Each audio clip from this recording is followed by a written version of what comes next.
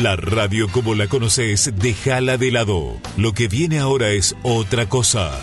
Alberto Peralta se propuso cambiar tu experiencia como oyente, fusionando elementos que otros conductores han desechado. Tal vez con razón. De todos modos, esta idea ya lleva muchos años con increíble éxito. Se llama Jarro Café. Y usted, amable oyente, es un cómplice necesario.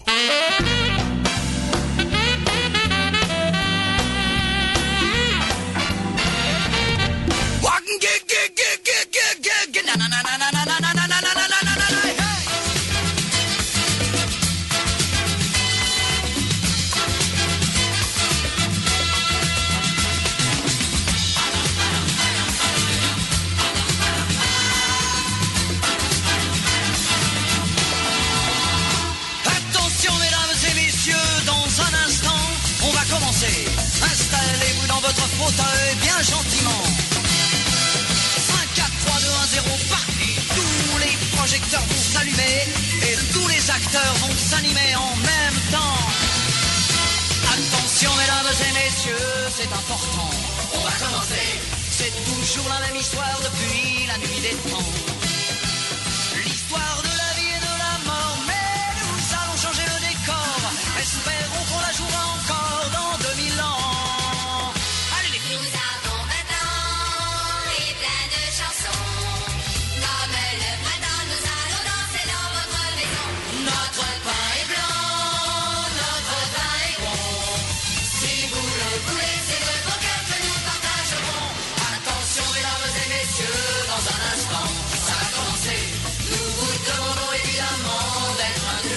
Jarro Café a 1000 es presentado por carreterasyyalgomás.com.py. Toda la información sobre estructura en un solo sitio web. Granusa, excelencia en nutrición animal. Y Coca-Cola retornable, menos plástico para el mundo, más ahorro para vos. Coca-Cola, magia de verdad.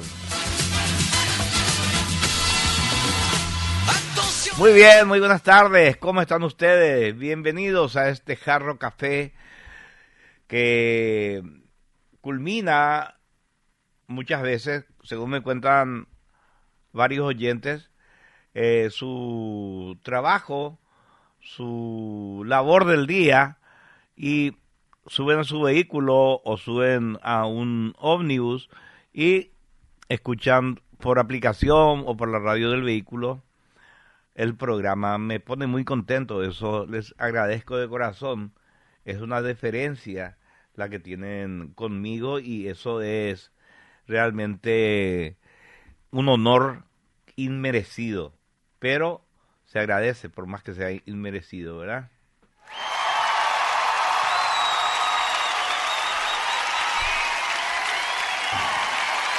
Bueno. Siguen sin ser encontrados estos dos muchachos sicarios, asesinos que mataron al militar el pasado jueves ya, ¿verdad? Mañana va a ser una semana. Ya se los identificó, el papá de uno ya pidió que se entregue y estos chicos, estos asesinos no aparecen. Y yo tengo, ojalá que esté equivocado, pero dada la circunstancia, tengo la sospecha de que estos dos pueden haber sido eliminados por la mafia. Probablemente fueron contratados al tuntún. Es gente que evidentemente no está, por suerte, preparada para el crimen. Cometieron errores que un sicario profesional no cometería. Se fueron a lugares donde evidentemente hay cámaras, como una estación de servicio, entraron a comer algo a cara descubierta. Y pasaron a ser un peligro también para sus contratantes. Pasaron a ser material descartable para los grandes asesinos, que son aquellos que ordenaron la muerte del teniente coronel Moral.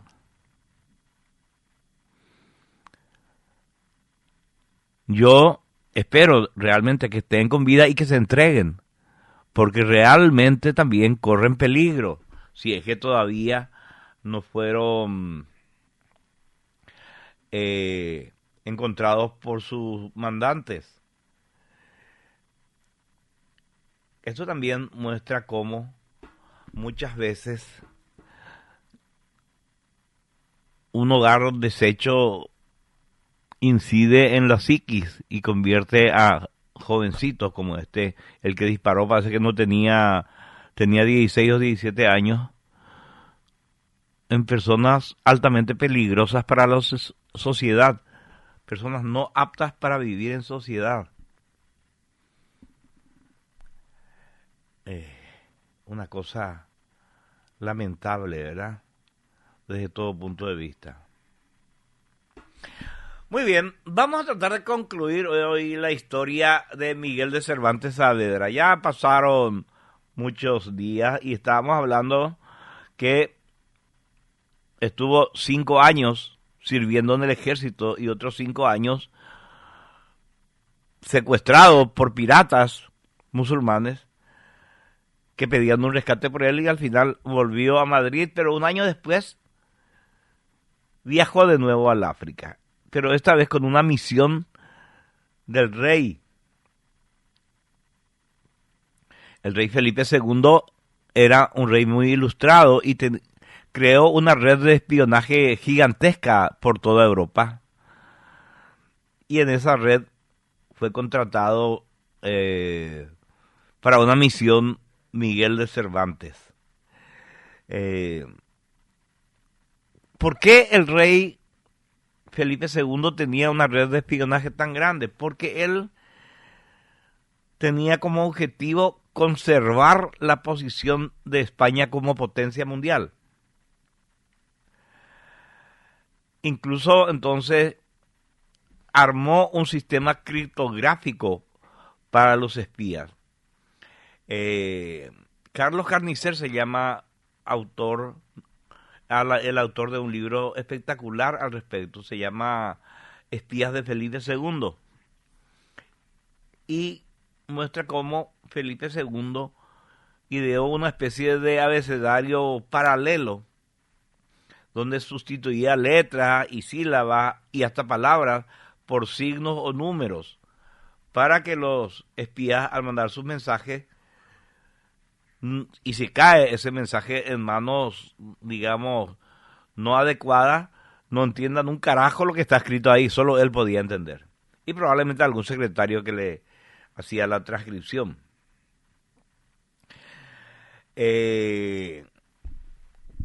¿Por qué hizo esto Felipe II? Porque él tenía la afición de la criptografía. Era un entusiasmo de la criptografía y aprovechó esa afición y ese entusiasmo y esos conocimientos para crear un sistema que siglos después se siguió usando. Hasta ahora, ustedes conocen la máquina Enigma, por ejemplo, que usaban los nazis en la Segunda Guerra Mundial, que era una máquina criptográfica que hacía inentendibles los mensajes. Bueno.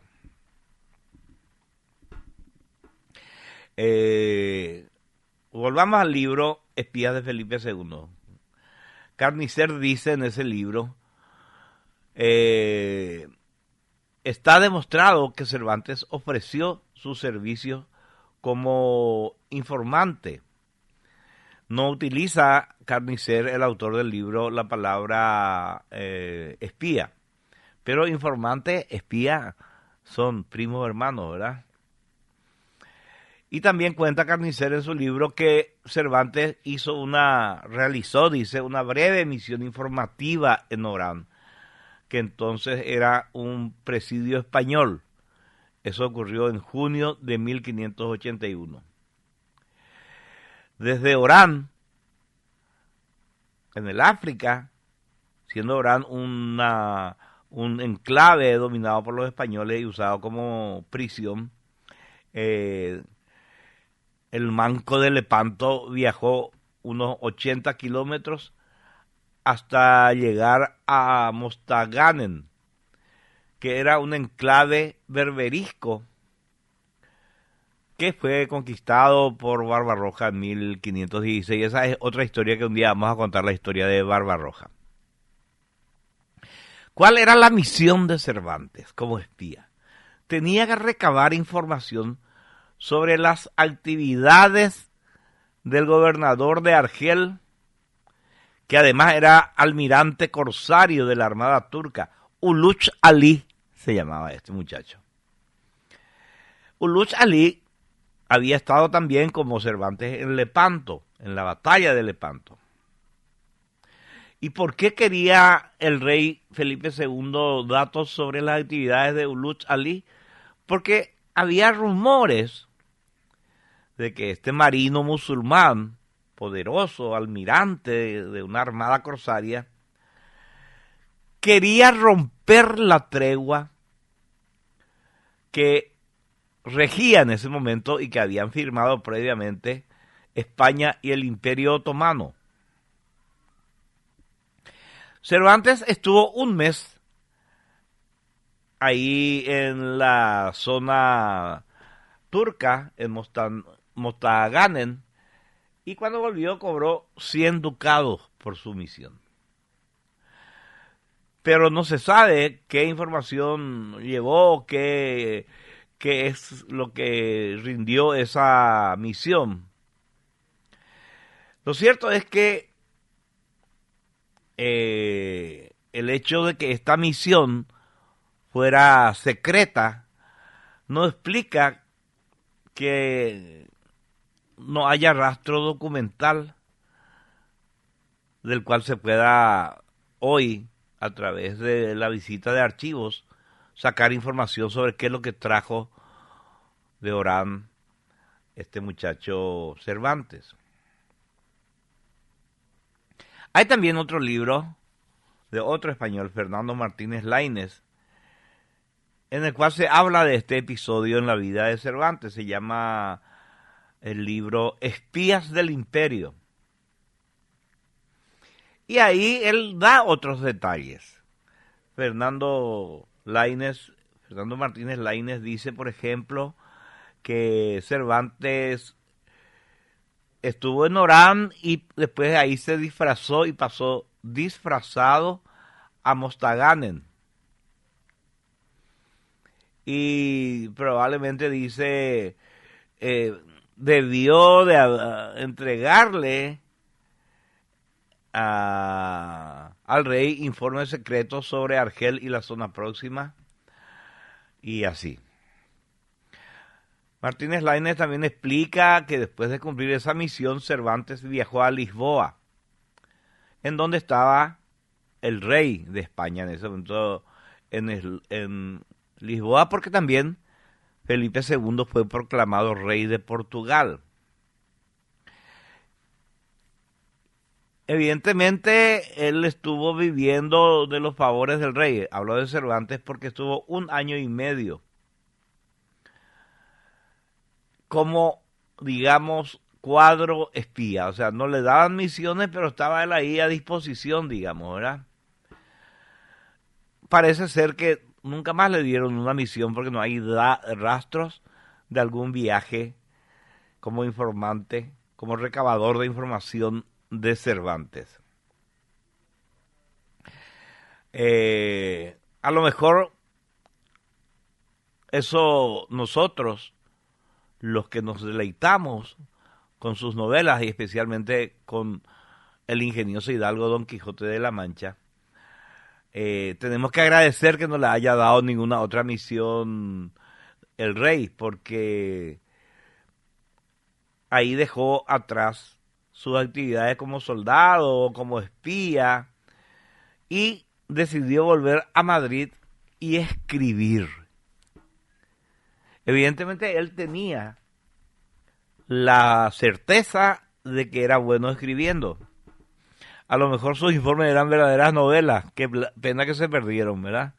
Bueno, lo cierto es que, antes de entrar en su producción literaria, digamos, vamos a ver otro misterio, el del apellido Saavedra. ¿Por qué él firmaba Miguel de Cervantes Saavedra? Porque él tendría que haber firmado, si usara el apellido de su mamá, y todos usaban el apellido del papá y la mamá en esa época, como nosotros los paraguayos hasta ahora. Es una herencia que tenemos de nuestros ancestros españoles. Su mamá tenía el apellido de Cortinas. O sea, él tendría que haber firmado, porque era Miguel de Cervantes y de Cortina. Lo que sí sabemos de este cambio,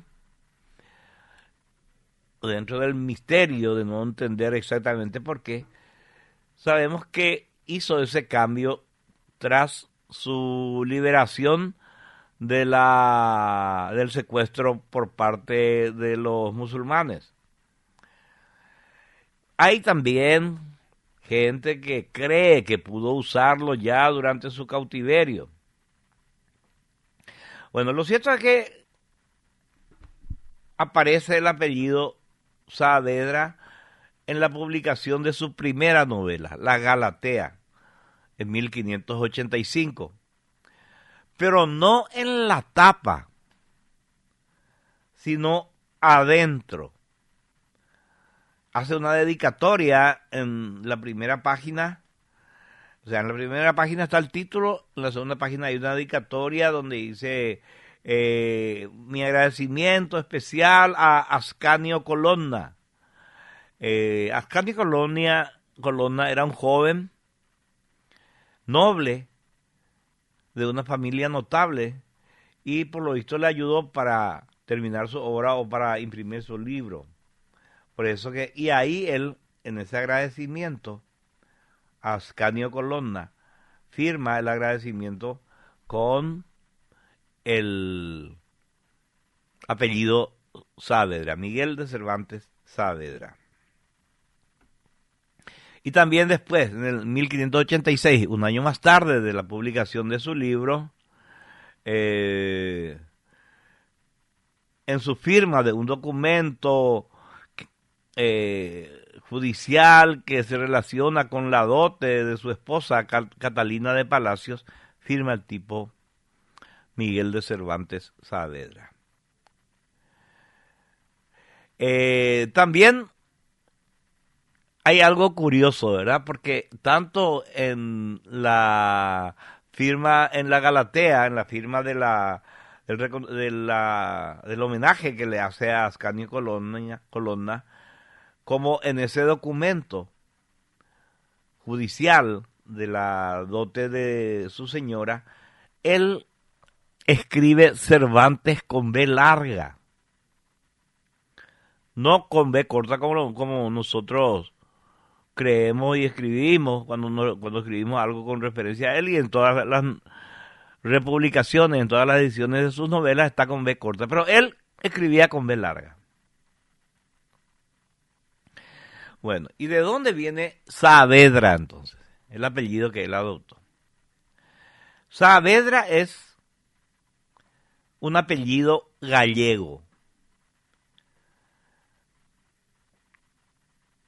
Igual que Cervantes. Entonces es probable, aunque no seguro, que Miguel tomó ese apellido de un pariente lejano llamado Gonzalo de Cervantes Saavedra. Este Gonzalo de Cervantes Saavedra, que era un primo lejano, era también poeta y también, como le pasó a Miguel, tuvo que abandonar su ciudad de nacimiento, Córdoba. O sea, la ciudad de nacimiento de Cervantes es Alcalá de Henares. Y la de nacimiento de su primo lejano es Córdoba. Pero los dos tuvieron que abandonar sus respectivas ciudades de nacimiento después de participar de un duelo. ¿Se acuerdan que les conté que él tuvo que huir de Alcalá de Henares? Pues el castigo por un duelo era que se le corte una mano al duelista. Entonces, para no perder la mano, el tipo se escapó, ¿verdad? Y también este muchacho Gonzalo de Cervantes Saavedra, fue soldado y también estuvo en las embarcaciones de Don Juan de Austria y probablemente también participó en la batalla de Lepanto. Le gustaba mucho, por lo visto, a Miguel de Cervantes el apellido Saavedra, porque también usa este apellido en algunos de sus personajes. Por ejemplo, el soldado cautivo llamado Saavedra, que aparece en su novela corta El trato de Argel. Y también en su comedia El gallardo español aparece un personaje que se llama Fernando de Saavedra. Una comedia que él escribió y publicó en 1615. Hay gente que dice que Miguel eligió el apellido Saavedra, porque en el árabe dialectal, una variante del árabe que se hablaba en Argel, Saavedra significa brazo defectuoso. Y probablemente, cuando estuvo cautivo en esos 5 años, él, que tenía la mano como una garra después de recibir perdigonazos en la batalla de Lepanto, él no era manco, como se dice, ¿verdad? No le cortaron el brazo ni la mano, pues tenía una mano inutilizada, no le servía ni para sostener un libro. Entonces, probablemente su marcante durante su estadía en cautiverio fue Saavedra, o sea, brazo defectuoso. Los demás presos y seguramente los guardias decían Saavedra Yugabe, pero en árabe.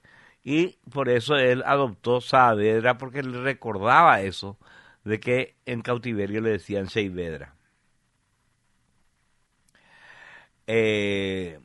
O sea, de esa forma, adoptar ese apellido sería una manera de ironizar consigo mismo, digamos. Lo cual es bastante, digamos, conducente con la personalidad de Miguel, ¿verdad? Bueno, volvamos a la historia de Cervantes. Me fui por una rama. Vuelve a Madrid el tipo, después de estar 1 año y medio en Lisboa, retoma el contacto con escritores y vuelve a escribir él mismo. Hay que decir que él siempre escribió poesía. Ya les conté que en un libro que se había publicado por parte de un maestro aparecían 2 poemas de Miguel. Pero durante su época de cautiverio también estuvo escribiendo poesía. Empieza a escribir lo que era en ese momento un éxito en España y en toda Europa, la novela pastoril. Y él escribe La Galatea. Tardó 2 años en terminar esa novela, de 1581 a 1583. Y por supuesto, tenía muy vívida en su memoria toda la experiencia que vivió en Argel como preso, como secuestrado. Así que después de esta novela, La Galatea, escribe El trato de Argel. Es notable porque él no es el único escritor que estuvo previamente secuestrado, que estuvo previamente, digamos, en cautiverio, digamos, ¿verdad? No sé qué relación habrá entre el cautiverio y después la vocación de escritura. ¿Y por qué escribe él El trato de Argel? Porque igual que los otros ex secuestrados que volvieron a España habían hecho un montón de petitorios al rey Felipe II para que el rey consiga la liberación de los presos católicos que todavía quedaban en tierra africana. Felipe II, lamentablemente para los católicos secuestrados que todavía estaban en el África, tenía la cabeza en otras cuestiones. Por ejemplo, la incorporación de Portugal a la corona española o los problemas en Flandes, un conflicto que se estaba perpetuando. Y tampoco tenemos que olvidar que la familia de Miguel había contraído un montón de deudas para llegar a la cifra que exigían sus captores para liberarle, ¿verdad? Así que ahora Miguel tenía que conseguir el dinero para ayudarle para saldar la deuda que contrajo su familia para liberarle, ¿verdad? Así que Miguel se interesó por la posibilidad de ocupar un puesto en América, de cruzar el Atlántico e irse a las colonias que iban surgiendo en esta parte del mundo bajo la corona española, ¿verdad? Así que se fue y le visitó a un miembro del Consejo de Indias a ver si le podían dar un puesto en América. Y mientras tanto, mientras esperaba la respuesta, él escribía. Al principio el tipo dijo, voy a escribir libros de poema y también voy a escribir obras teatrales. Sabemos que Cervantes escribió bastante teatro. Por desgracia, como muchas obras geniales que probablemente fueron grandes aportes a la literatura, se perdieron la mayoría de las obras teatrales de Cervantes. Solo quedan en el recuerdo, mejor, los títulos de esas obras. El trato de Constantinopla y la muerte de Selim, la batalla naval, y una obra también de la que él siempre se mostró orgulloso, que se llama La Confusa, que según dicen se siguió representando incluso después de la muerte del escritor.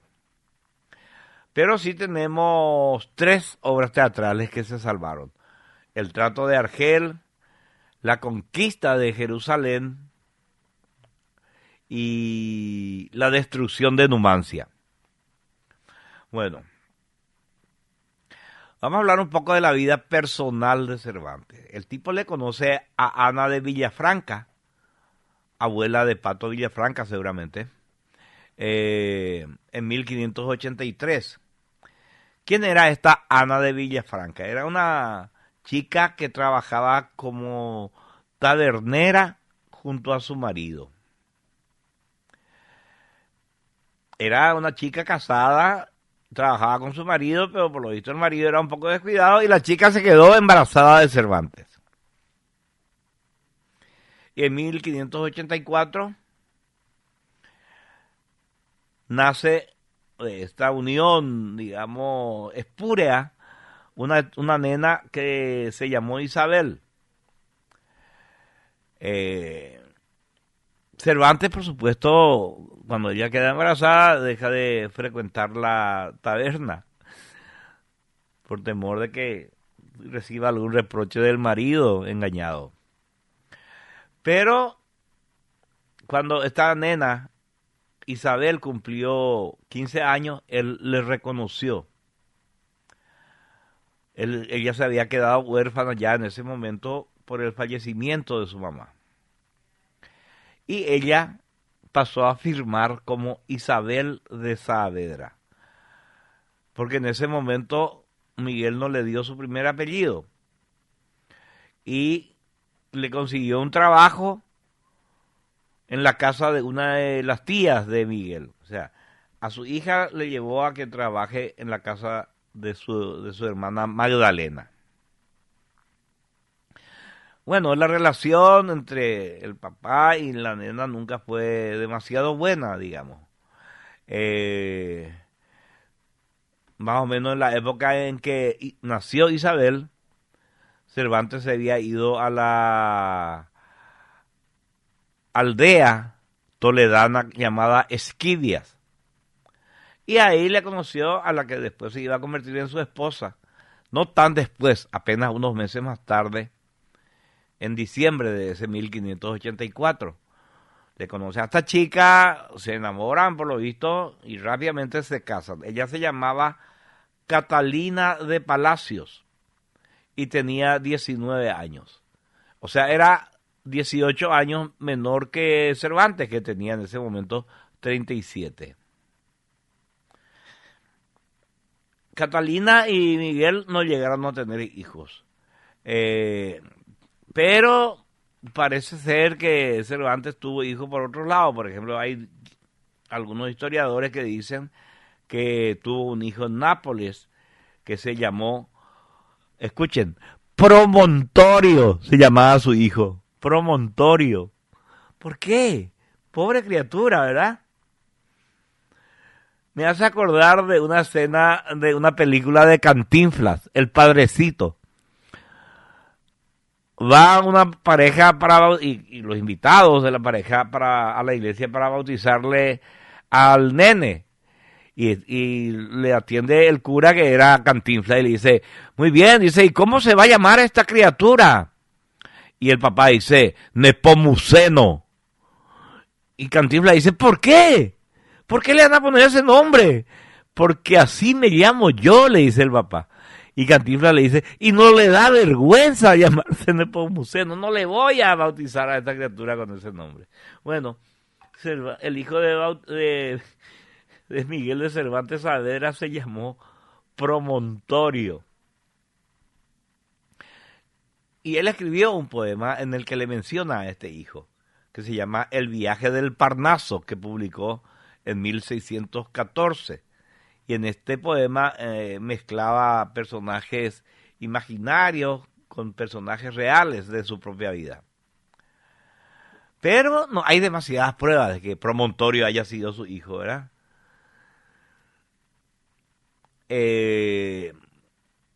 Uno se pregunta siempre, o sea, no sé, yo me pregunto, ¿verdad? ¿Será que hay actualmente descendientes directos de Cervantes vivos pululando por la tierra? Sabemos que antes de morir él ya fue abuelo, su hija Isabel tuvo una hija, fruto también de una relación extramatrimonial. O sea, Isabel nació de una relación extramatrimonial entre Cervantes y la tabernera, que mientras el marido iba de compra o algo, Cervantes le embarazó. Y la hija extramatrimonial de Cervantes, Isabel, a su vez, tuvo un hijo extramatrimonial. Lo cual nos lleva directamente a aquel dicho neozelandés que dice, el fruto no cae lejos del árbol. Bueno, pero esta nieta de Cervantes, desgraciadamente falleció a los 2 años, en 1610. Bueno, Cervantes se casa con esta chica, 18 años menor que él, y al año de casarse, en 1585, es que publica la Galatea.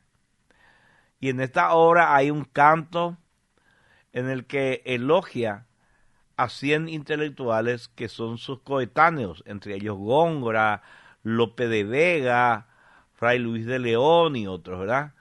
Este poema se conoce con el nombre de Canto de Calíope. Bueno, hay que decir que la Galatea no tuvo demasiado éxito en las librerías. Al menos si comparamos, por ejemplo, con otra obra que se publicó casi al mismo tiempo, que se llama Diana enamorada, de Gaspar Gil Polo. Bueno, no se sabe realmente por qué Cervantes se va en 1587 de Esquivias. A lo mejor no se llevaba bien con su esposa, a lo mejor estaba frustrado porque su carrera literaria no avanzaba como él quería. A lo mejor le aburría estar cuidando las tierras de su suegra el resto de su vida. Lo cierto es que viajó a Andalucía y se instaló en Sevilla, que era en ese momento un lugar lleno de oportunidades, con un puerto que centralizaba todo el comercio con América. Así que en las calles de esta burbujeante ciudad, en ese momento Sevilla, se desarrollan muchas de las escenas que se relatan en su novela que se llama Novelas Ejemplares. Bueno, por fin Cervantes, después de todas estas vicisitudes, comienza a trabajar para el rey en el puesto de comisario real de abastos.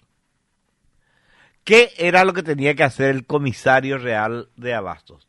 Tenía la misión de juntar provisiones de trigo, cebada y aceite para unas embarcaciones muy especiales de Felipe II. ¿Qué eran estas embarcaciones muy especiales? Lo que se llamó la Armada Invencible. La Armada Invencible fue una acumulación de poder naval gigantesco, y con ese poder naval gigantesco Felipe II planeaba derrocar a la reina de Inglaterra en 1588. Sabemos lo que pasó con la Armada Invencible, ¿verdad? Iban para arrasar a la fuerza naval inglesa, pero les agarró un huracán y se hundieron todos. Bueno, Cervantes entonces le dan el trabajo de aprovisionar a estas naves trigo, cebada y aceite.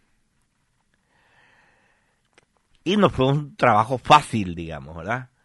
Le tocó viajar de un lugar a otro por distintas ciudades, reclamando impuestos que muy poca gente quería pagar. Se enfrentaba con campesinos, se enfrentaba con terratenientes, porque nadie quería entregar parte de su cosecha, porque también, no, es que entregaban gratis, pero la corona muchas veces se olvidaba de pagar las deudas que contraía tanto con los terratenientes como con los campesinos. Para colmo también, este trabajo le hizo chocar con la iglesia. Cervantes tenía también la misión de recabar una parte de lo que los curas recaudaban en las misas y compañía, y no le pagaban los curas y le excomulgaron varios curas en varias ocasiones. No era un oficio que sea muy placentero, digamos, el que consiguió Cervantes.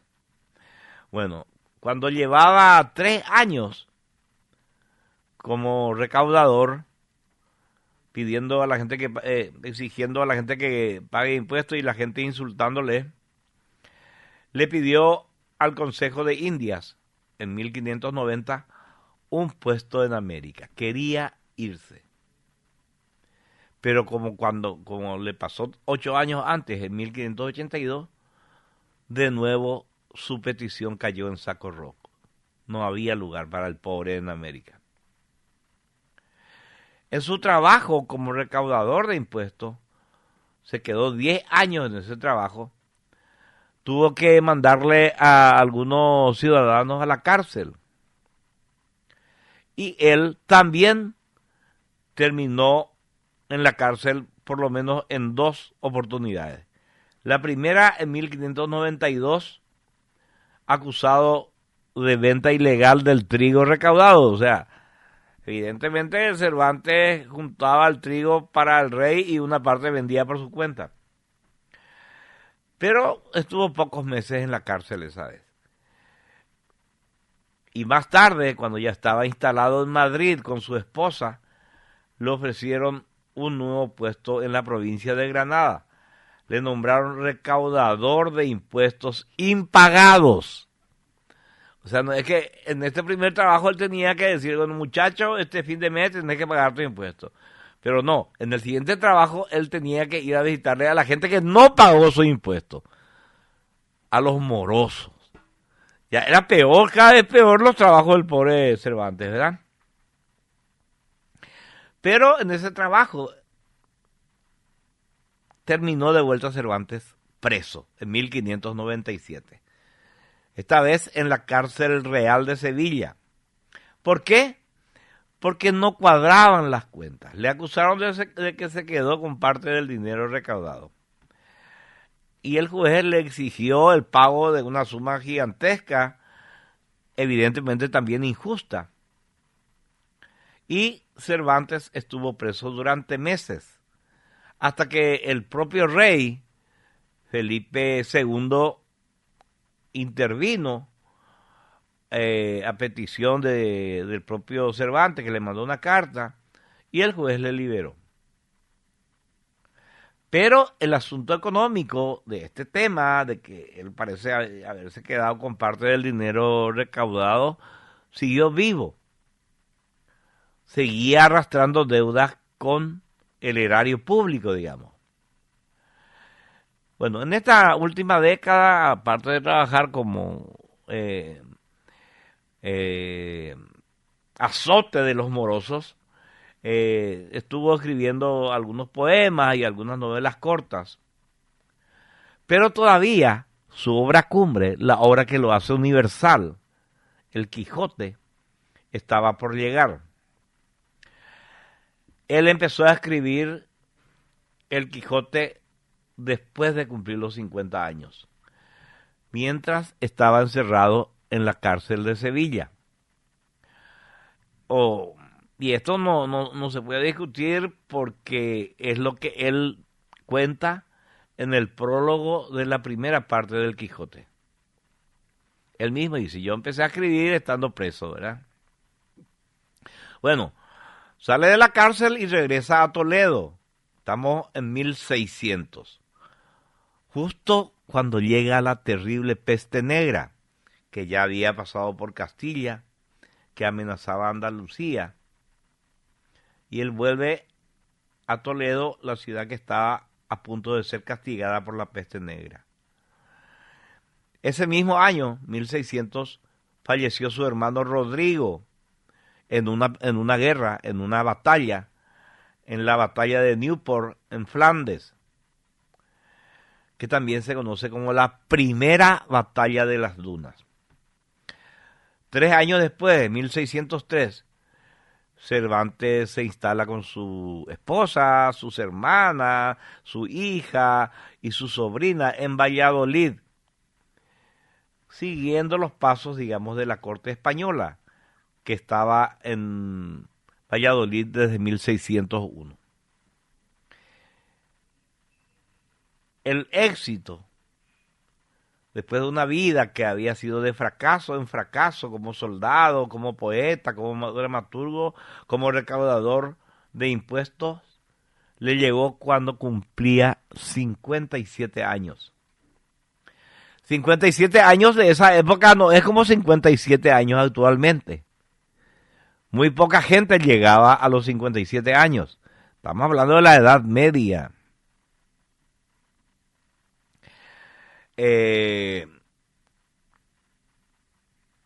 Lo que en ese momento le estaba dando el dinero y la fama era el teatro. Pero él encontró en la novela una forma diferente de retratar la realidad.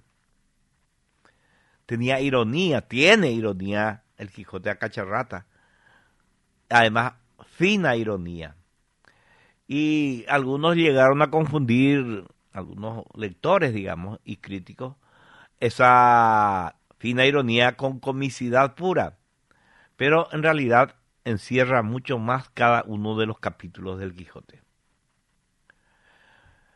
que es de lo que estamos hablando del éxito, ¿verdad? El ingenioso hidalgo Don Quijote de la Mancha. Don Quijote de la Mancha, el ingenioso hidalgo Don Quijote de la Mancha, es la primera novela moderna y es una de las cumbres de la literatura universal de todos los tiempos. La obra se publicó por primera vez en 1605 en la imprenta madrileña de Juan de la Cuesta y el éxito fue espectacular. Le sacó a Cervantes del anonimato. La novela se hizo muy popular, se vendió exageradamente bien y hasta se empezó a exportar al extranjero, incluido a, por supuesto, el continente americano. Pero hay un pero. Bueno, en realidad hay dos peros. El dinero que le reportó Don Quijote nunca le sacó de la pobreza. Si Cervantes volviera de la tumba y viera que hoy es uno de los libros más exitosos y más aclamados de la historia, con más de 500 millones de copias vendidas y traducidas a 145 idiomas, se volvería a morir de la rabia, ¿verdad?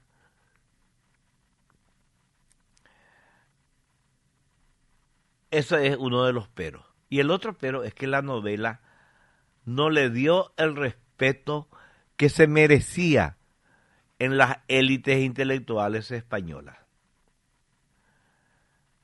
Lope de Vega, por ejemplo, a quien Miguel recurrió y le dijo, léeme tampoco este manuscrito antes de publicar, leyó y en una carta a un amigo, no a Cervantes, dice, de poetas no digo, buen siglo es este. Mucho en cierne para el año que viene, pero ninguno hay tan malo como Cervantes, ni tan necio que alabe a Don Quijote. Lope de Vega, malo era Lope de Vega, por lo visto. Y Lope de Vega también fue un genio literario, ¿verdad? Lo cierto es que la rivalidad entre estos dos genios literarios, que pasaron de ser amigos al principio a tener una relación de odio recíproco, ¿verdad? Porque también Cervantes le odiaba, pero Cervantes le odiaba con razón, ¿verdad? Por lo que dijo de su libro. Esa es también una historia espectacular para contar. La historia del odio, de la pelea entre Cervantes y Lope de Vega, ¿verdad? Vamos a contar otro día eso. Bueno, en 1606, Cervantes sufrió en Valladolid un nuevo encarcelamiento. Se iba bastante preso este muchacho. En esta ocasión se fue preso en relación con el asesinato de un hidalgo, de un gentilhombre, y el asesinato se cometió en la puerta de la casa donde él vivía con su familia. Por suerte, enseguida fue liberado. Y de nuevo, siguiendo la corte del rey, se fue junto con toda su familia a Madrid. En 1613 publicó en un solo volumen las novelas ejemplares que había estado escribiendo durante 22 años, de 1590 a 1612. Novelas ejemplares es una obra maestra también. Y en novelas ejemplares hay 12 novelas cortas. La Gitanilla, El amante liberal, Rinconete y Cortadillo, El licenciado Vidriera, Las dos doncellas, El coloquio de los perros. Y en el prólogo, Cervantes estaba orgulloso de haber sido, escribe en su prólogo, estoy orgulloso de haber sido el primero que escribe este tipo de novela en castellano, que la novela corta era una moda en Italia, pero no en España. A esto se aplicó mi ingenio, escribe él en su prólogo. Por aquí me lleva mi inclinación y más que me doy a entender, es así que yo soy el primero que he novelado en lengua castellana, que las muchas novelas que en ella andan impresas, todas son traducidas de lenguas extranjeras y estas son mías propias, no imitadas ni hurtadas. Mi ingenio las engendró y las parió mi pluma y van creciendo en los brazos de la imprenta. O sea, ya habían sido publicadas novelas cortas en España, pero eran todos plagios de las novelas italianas. Entonces el tipo dice, no, esto yo escribí yo mismo, ¿verdad? Y tuvieron éxito también estas novelas, no solamente entre el público, sino también entre la élite que no había sabido encontrarle valor al Quijote. Por supuesto que Cervantes le contestaba a los que trataban de ridiculizarle, que eran personas que ni siquiera habían leído el Quijote, pero querían quedar bien con Lope de Vega en la pelea que tenían ambos. Le llamaban cornudo porque el apellido Cervantes es un derivado de la palabra siervo. Para colmo, en mayo de 1614, Cervantes se enteró de que otro escritor iba a publicar el segundo tomo del ingenioso hidalgo Don Quijote de la Mancha, una continuación falsa del Quijote. Mientras que su segunda parte, la que él mismo estaba escribiendo, todavía no estaba terminada. Hay que decir también que el misterio que rodea desde hace, imagínate, 400 años a esta continuación falsa del Quijote, que fue publicada en 1614, un año antes de que saliera la verdadera continuidad del Quijote de Cervantes, tiene la firma de un tal Alonso Fernández de Avellaneda, que dice en su prólogo que él nació en Villa de Tordesillas. Villa de Tordesillas está en la provincia de Valladolid. Esta obra se conoce como El Quijote Apócrifo y es un misterio, digo, el nombre real de su autor. Pero sin duda esta fue una venganza o un ajuste de cuenta con el autor de Alcalá de Henares. En el prólogo, por ejemplo, de este libro apócrifo, se le acusa a Cervantes de ser un envidioso y de ser un viejo orgulloso y deslenguado. Y se le dice también, conténtese con su Galatea y comedias en prosa, que esos son las más de sus novelas, no nos canse. Aunque no se sabe el nombre real del autor, sí se sospecha que Lope de Vega estaba detrás de esto. Sobre todo porque en el prólogo se alaba muchísimo a Lope de Vega, ¿verdad? Pero escribió él esta novela, según muchos expertos, pese a que tiene calidad literaria, esta novela apócrifa, no fue él, pero probablemente sí formó parte de la trama. Da la sensación de que Cervantes sabía quién era Avellaneda, pero no lo dejó por escrito. Escribió una vez, el fingido autor tordesillesco es aragonés. Entonces no era Lope de Vega porque Lope de Vega era madrileño. Uno de los principales candidatos a ser Avellaneda, el autor del Quijote apócrifo, es Fray Luis de Aliaga, confesor del rey y gran admirador de Lope de Vega. También dicen que pudo haberlo escrito Pedro Liñán de Riaza, que es un destacado poeta del siglo de oro y amigo de Lope de Vega. También dicen que puede haber sido Jerónimo de Pasamonte, un escritor aragonés que, como Cervantes, luchó en la batalla de Lepanto, y este sí que pasó 18 años de su vida como preso de los turcos.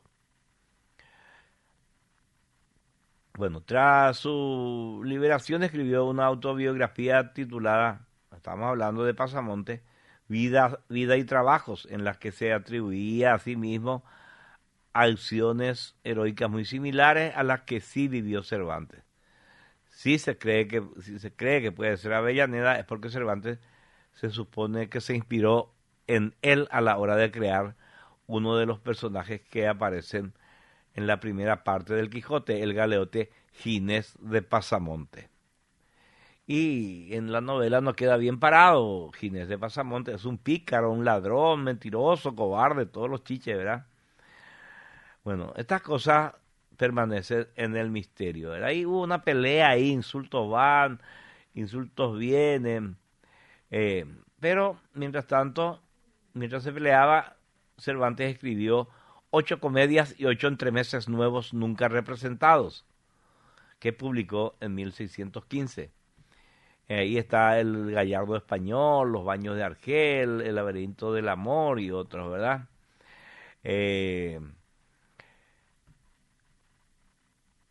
En el prólogo de esta serie de comedias, Cervantes llama a Lope de Vega monstruo de la naturaleza.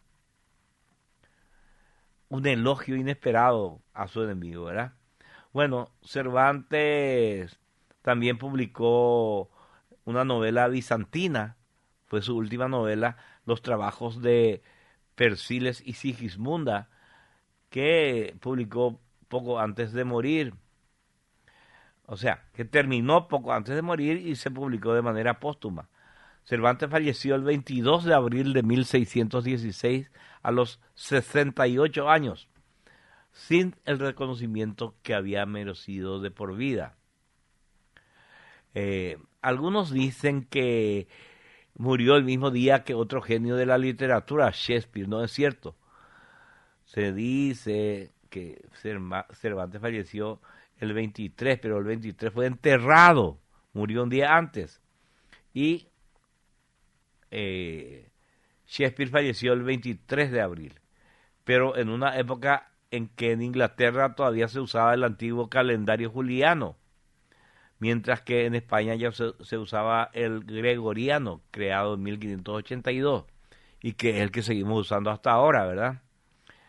Y entre esos dos calendarios había un desfase importante, o sea que, según nuestro calendario, el dramaturgo británico murió el 3 de mayo, 2 semanas después de que murió Cervantes. Bueno, ¿de qué murió Cervantes?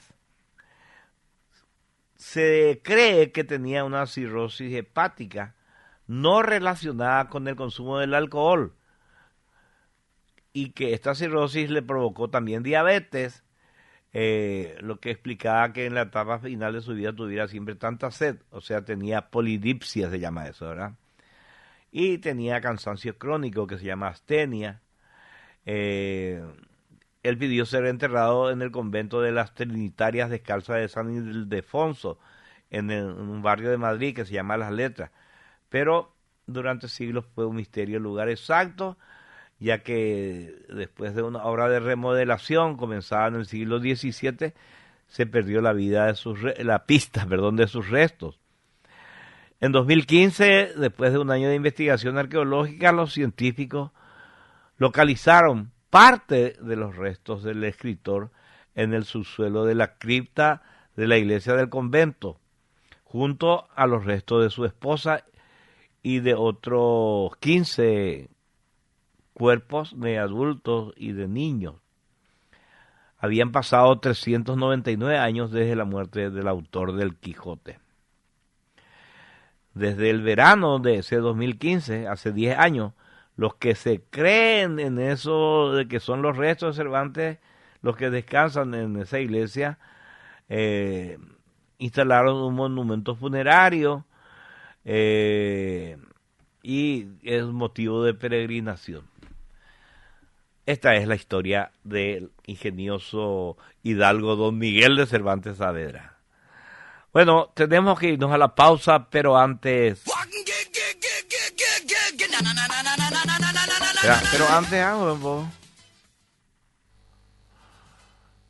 antes vamos a ver que... Bueno, antes vamos a la publicidad. Después vamos a ver esto.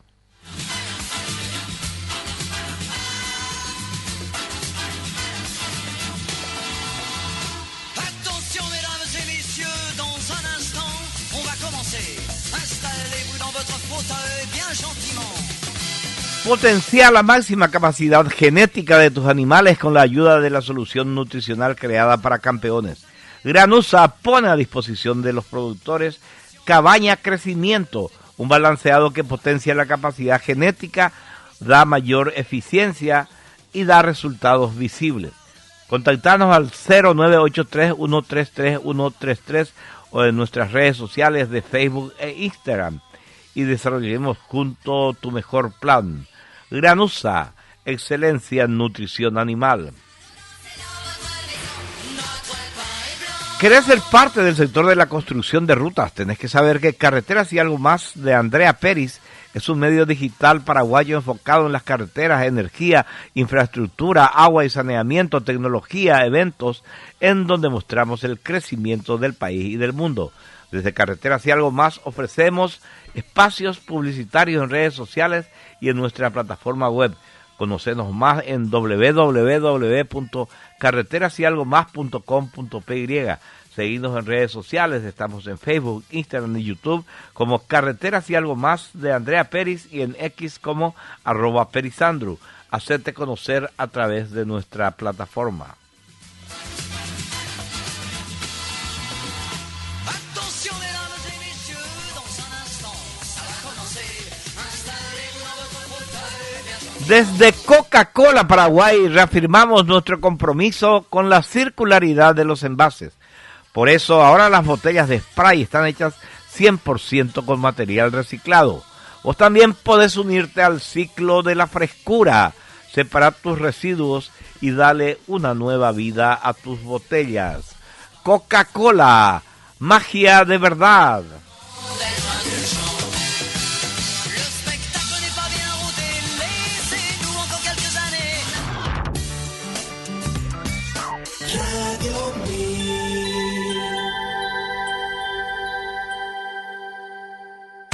Carreteras y algo más.com.py. Creciendo juntos. Toda la información sobre infraestructura en general y de carreteras de Paraguay y del mundo en un solo lugar. Carreteras y algo más de Andrea Peris. Visítanos en www.carreterasyalgomás.com.py y Twitter @perisandru. Hashtag Carreteras y algo más. Instagram @carreteras y algo más.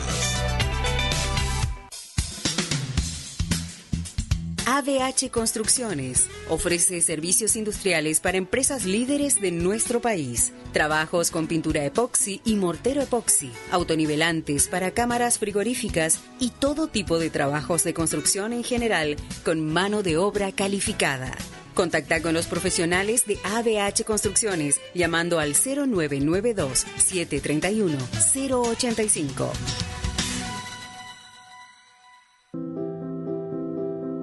El Plan Sumar es tratamiento, es rehabilitación, es contención emocional contra el abuso de drogas.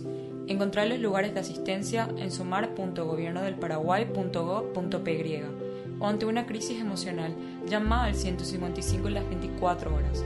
Es gratis y confidencial. No estás solo. Decí no a las drogas.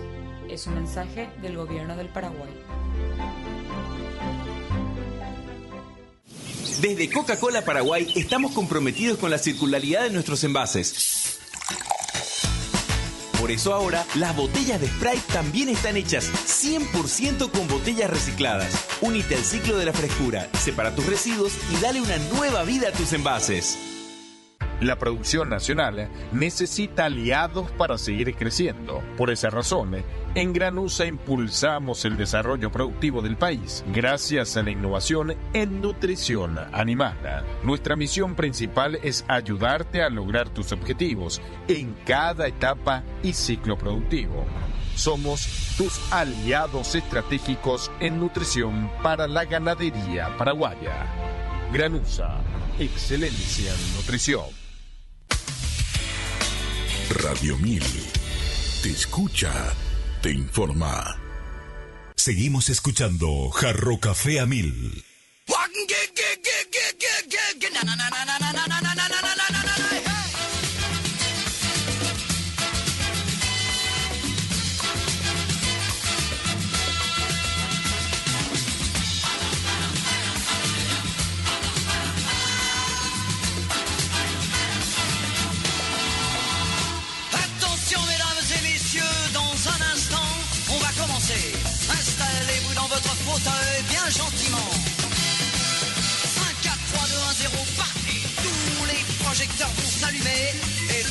acteurs vont s'animer en même temps.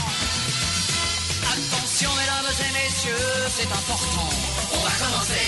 C'est toujours la même histoire. Muy bien, seguimos en Jarro Café. Acá tenemos un mensaje del señor Aquiles Meo. Vamos a ver qué dice Aquiles Meo, ¿sí?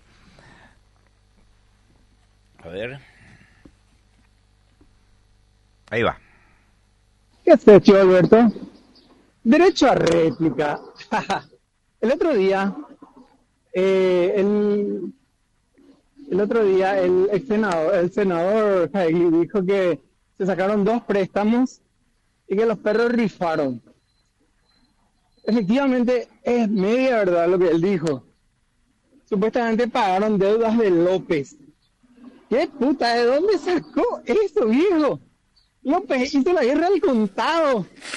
Entre otras cosas, porque se nos vendió nuestro canciller, que tiene un apellido muy ilustre, Vareiro. ¿Qué hizo el tipo? El Paraguay le envió recursos para comprar varios cañoneros blindados. ¿Qué hizo el tipo? No pagó. ¿Qué hicieron los brasileros? Les sobornaron y compraron, y esos fueron los barcos que vinieron contra nosotros. O sea que hay un libro muy bueno de Fabián Chamorro que habla de esta parte, que se llama Memorias de la Ocupación. Y no es como dice el apreciado senador, loco. Eso nomás quería decir. Esa es una buena tarde. Muy bien, ahí está, aquí les veo. Usted tiene todo el derecho de replicar. Día desde Paraguay. Hola, escuchando usted en la ruta 11 Argentina, camino a Chile. Qué grande, Luis. A ver, escuchemos lo que dice. Me mandó un pequeño video. Yo temo, ojalá que esté equivocado. Sí, en la ruta 11 Argentina, camino a Chile. Escuchando desde su camión, Luis. Gracias, Luis. Contame qué tal llegaste del viaje ahora cuando llegues. Mandame mensaje contando tus peripecias. Ustedes tienen, es casi una aventura esto de viajar por esas rutas, ¿verdad, Luis? Esperemos que te vaya siempre bien. A ver qué dice acá Tomás Melgarejo. Hola, ya retiré el libro de Jaegui, pero no recuerdo si gané el libro de Copérnico. Así me ilustro de ambos libros. No, yo no rifé ningún disco de Copérnico. Dice Jorge Melgarejo, mira vos, Alberto, Cervantes era mi colega, jajaja, pero no porque desviaba a fondo. Se salvó de la Sedeco. Qué grande, Jorge. Ayer me había enviado la foto, ayer vino él a retirar el libro, ¿verdad? Rebelión, el libro de el senador Alfredo Jaegui. Dice acá, aquí les saludo. ¿Qué? Qué bárbaro este sarcoma será. Y Gatillo dice, buenas, Alberto.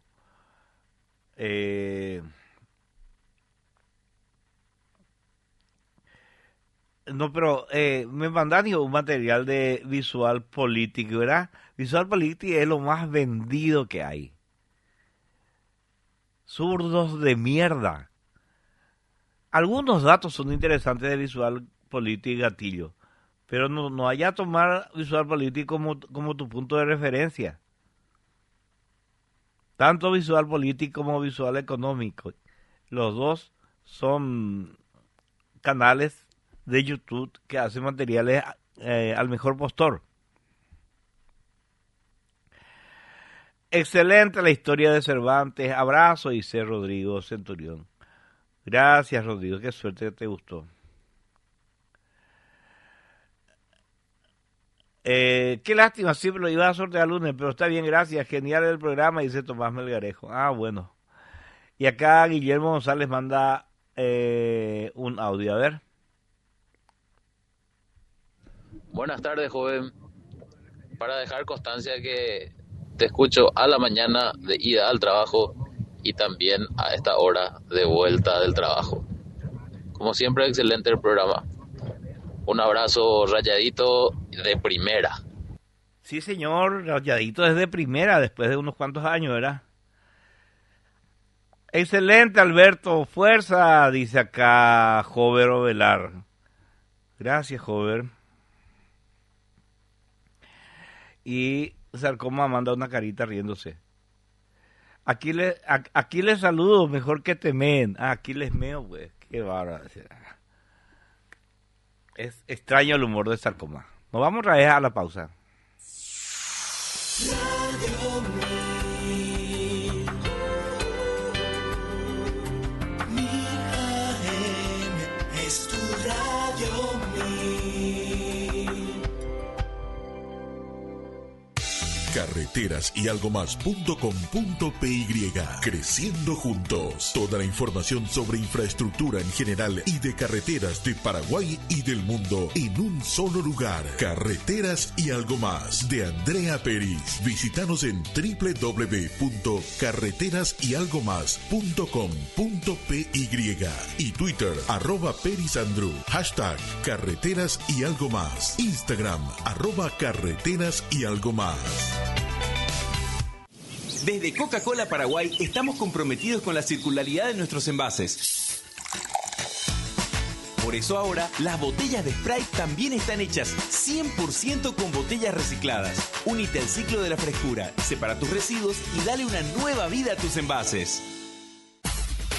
3S Grupo Industrial SRL, Laboratorio de Productos Químicos, empresa socialmente responsable, dedicada a la producción y comercialización de productos químicos domisanitarios para limpieza y desinfección industrial, así como tratamiento de efluentes en diferentes tipos de rubros. Ofrece productos de alta calidad para el mercado nacional al mejor costo económico, social y ambiental, según los requisitos legales. 3S Grupo Industrial, acompañando el progreso del país con solución responsable y eficaz. Conozca toda la variedad de productos en Pilar 1717, Casi Nazaret, Asunción.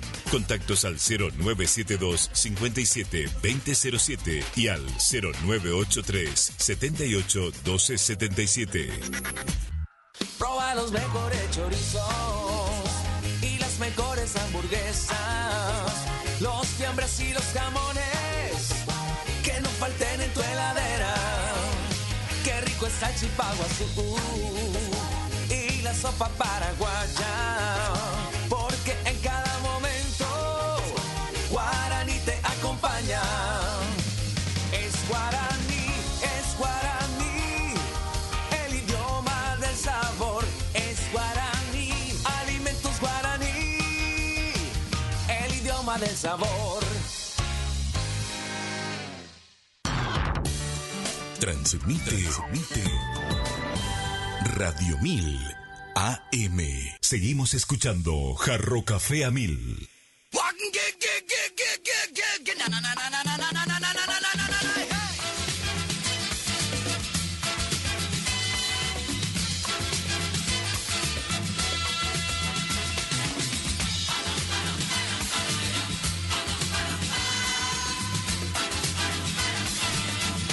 Bueno, la buena noticia de esta tardecita es que los cañicultores que habían cerrado un paso importante de la Ruta 2 en el kilómetro 155 llegaron a un acuerdo con Petropar y se levantó la medida de fuerza.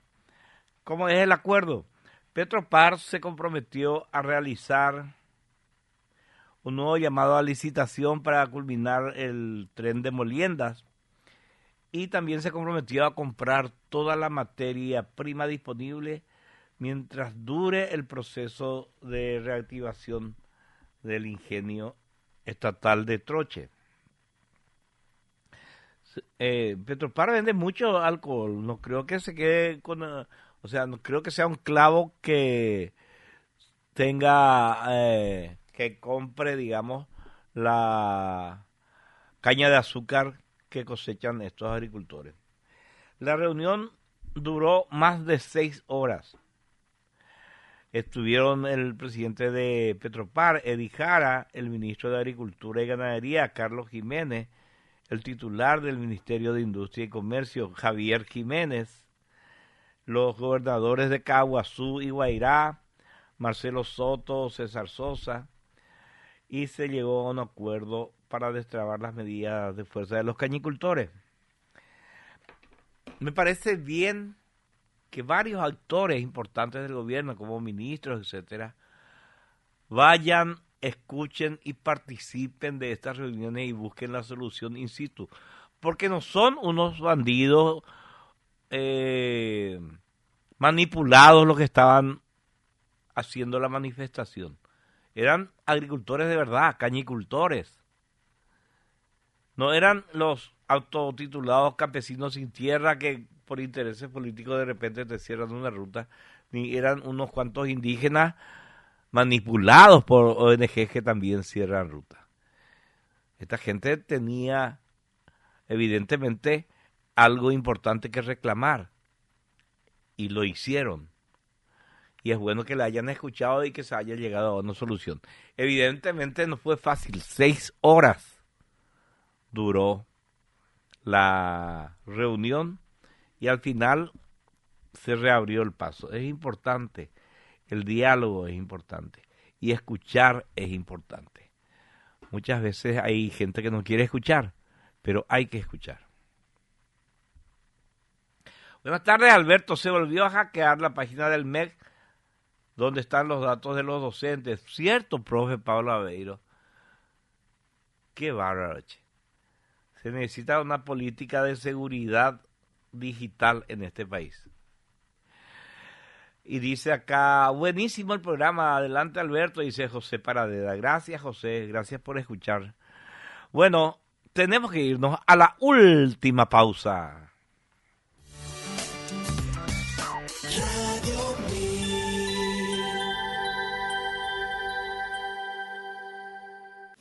Desde Coca-Cola Paraguay estamos comprometidos con la circularidad de nuestros envases.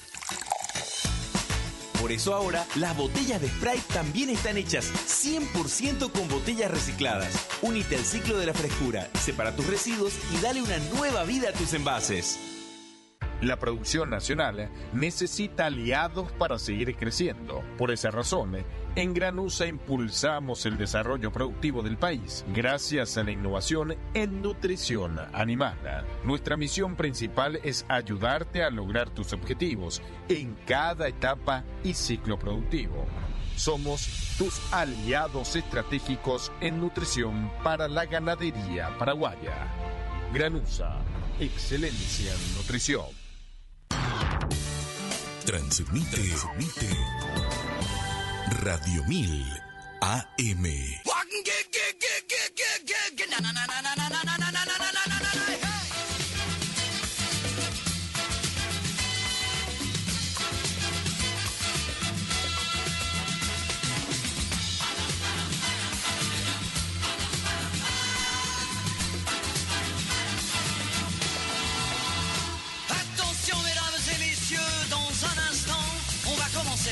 Installez-vous dans votre fauteuil bien gentiment.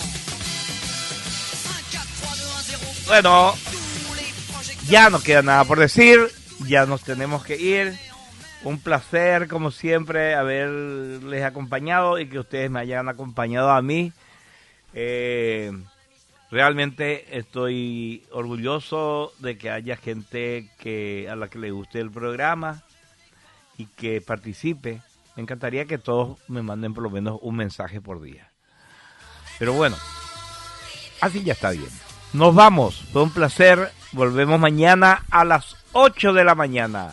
El que no esté escuchando la radio a esa hora ya sabe muy bien lo que es. Jarro Café a 1000 fue presentado por carreterasyalgomás.com.py. Toda la información sobre estructura en un solo sitio web. Granusa, excelencia en nutrición animal.